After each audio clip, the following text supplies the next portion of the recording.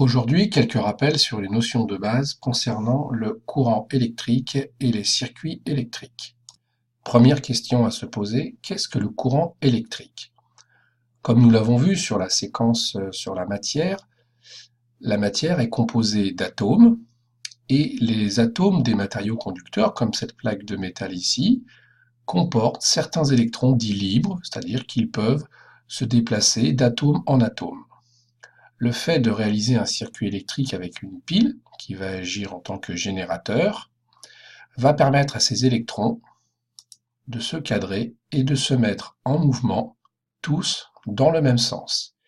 Et c'est ce mouvement d'électrons qu'on appelle le courant électrique. Un courant électrique, ce sont des charges électriques qui se mettent en mouvement dans les solides, dans les matériaux conducteurs. Ce sont les électrons. L'électron étant une particule négative, ils sont attirés par la borne plus du générateur, ici notre pile, et ils sont repoussés dans le circuit par la borne moins.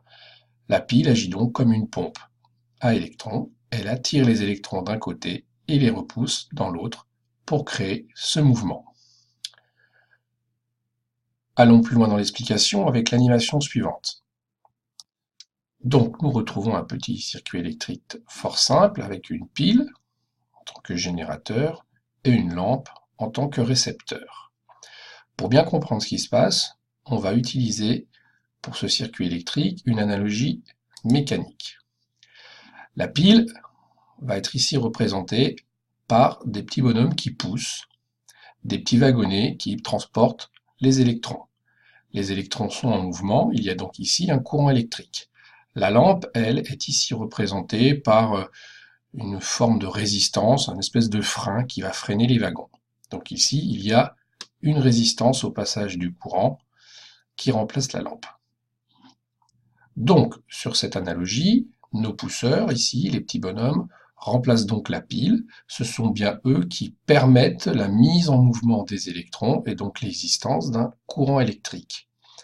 Cette capacité qu'ils vont avoir à attirer les électrons d'un côté et à les pousser de l'autre est due à ce qu'on appelle une différence de potentiel de la pile, qu'on va appeler aussi la tension. C'est une notion que vous avez déjà rencontrée, on la rappelle ici. La capacité de la pile à attirer d'un côté et à pousser les électrons de l'autre s'appelle la tension électrique.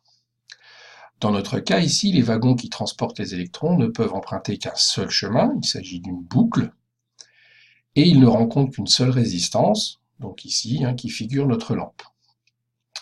La quantité d'électrons qui passent en un point donné, par exemple ici, et à un moment donné, est la même partout, que ce soit ici ou ici.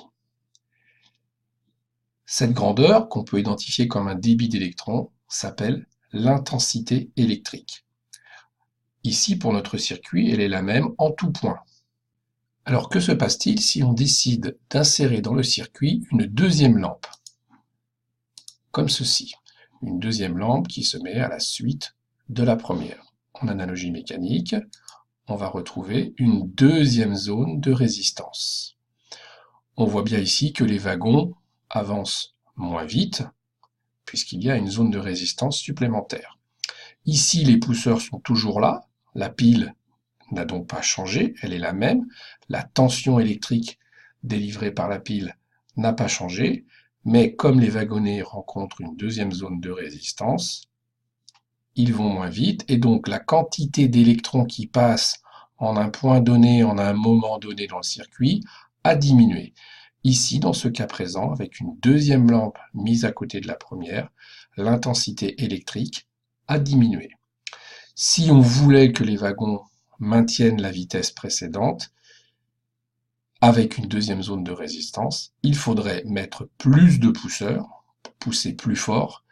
Cela signifie donc avoir une pile plus puissante avec une tension électrique plus importante.